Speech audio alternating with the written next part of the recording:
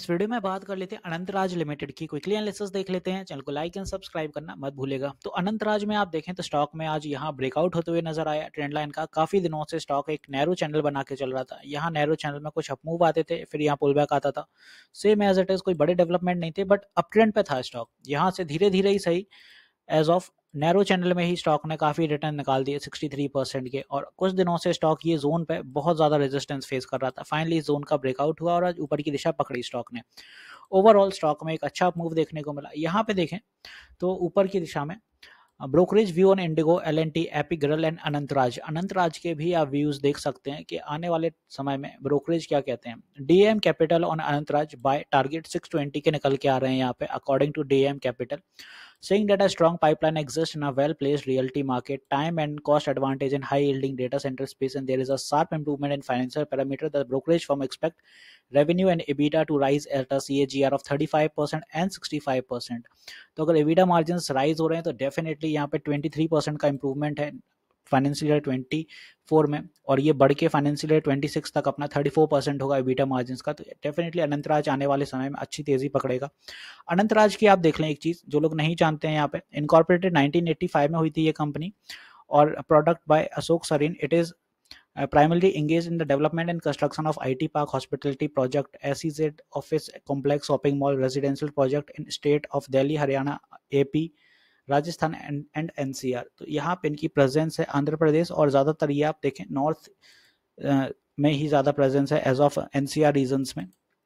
अब यहाँ पे स्टॉक में ब्रेकआउट तो हुआ, 489 के आसपास गया, प्रॉफिट बुकिंग भी हुई है। नियर टर्म में स्टॉक के क्या सीन रहेंगे वो समझते हैं। ऊपर की दिशा में अब थोड़ी सेलिंग ज़्यादा देखने को मिलेगी, बिकॉज 500 का साइकोलॉजिकल लेवल नियर बाय है और 500 सस्टेन करता है तो तेजी आएगी स्टॉक में।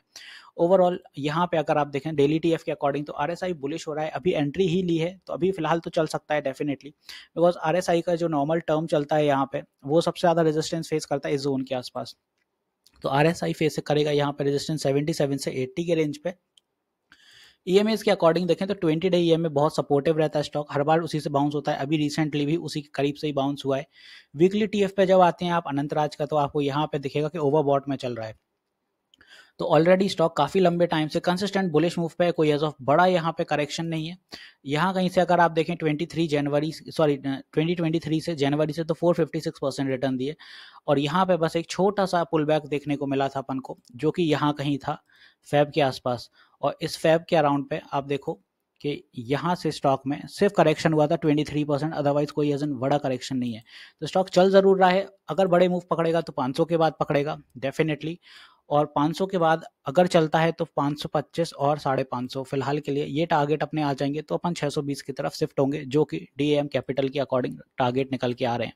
तो ऊपर की दिशा के लिए स्टॉक में 500 बड़ा हर्डल है, और फिर इसके बाद जो हर्डल रहेगा वो रहेगा 525 और एज ऑफ 550। तो ये कुछ अपने हर्डल देखने को मिलने वाले हैं। तो ये सारी अपनी रेजिस्टेंस रह सकती हैं। स्टॉक में जो स्ट्रॉन्ग सपोर्ट होगा कल के लिए वो रहेगा यहाँ पे 475 का साइकोलॉजिकल लेवल, और फर्दर इन द लाइन 470 का यहाँ कहीं ट्रेंड लाइन के ऊपर। तो दो सपोर्ट सफिशिएंट है। यहाँ पे मैं आपको बता दूं कि मैं लाइव सेशंस भी लेता हूँ मार्केट आवर में, सुबह 10 बजे से 1 बजे तक, और शाम 9 बजे भी लाइव आता हूँ। तो प्लीज़ अपनी क्वेरीज क्लियर किया करें, बिकॉज सारे कमेंट्स का मैं जवाब नहीं देता हूँ, और हर एक स्टॉक पे वीडियो नहीं बना पाता हूँ जिनके कमेंट्स आते हैं, इसीलिए लाइव सेशंस लेता हूँ, वहाँ पे आपको क्लैरिटी जल्दी हो जाती है। यहाँ पे अनंतराज में देखें तो स्टॉक में डिविडेंड भी आने वाला है, और डिविडेंड जो इसका एक्स डेट है वो 12 जुलाई को है, और पेमेंट होगा 19 अगस्त को। जो अमाउंट है वो यहाँ पे 0.73 रुपीज़ का हैगा। तो यहाँ पे स्टॉक में काफ़ी चीज़ें आपको क्लियर हो गई होंगी, अकॉर्डिंग टू आरएसआई कैसा चल रहा है, और ईएमएस कहाँ जाने वाले हैं, क्या टारगेट है। तो आई होप सारी चीज़ें क्लियर है। मिलते हैं नेक्स्ट वीडियो में। This is me Shubham Yadav signing off.